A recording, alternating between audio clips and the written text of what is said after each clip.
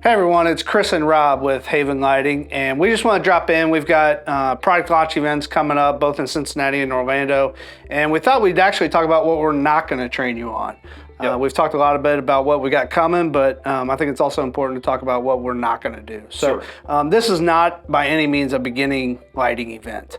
We're not going to teach you how to wire lights. We're not going to talk about anything about how voltage and voltage drops and all the stuff that you would learn in a normal outdoor lighting class.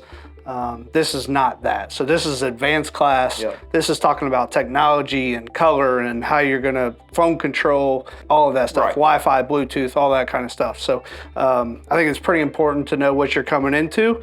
And this is not like no other class that exists. Yep, no doubt about it. So, and I've had a few people reach out, with a little bit of confusion on that. So we just kind of wanted to clear that up. Guys, we got a lot of new products coming out and new technology, new app. It's going to be amazing. We need to focus on that. So just so you know, there's going to be a differentiation between our training and some other and trainings. Everybody else. So hope to see you there, Cincinnati, February 24th, Orlando, March 2nd. See you there, guys. Thanks. Thanks.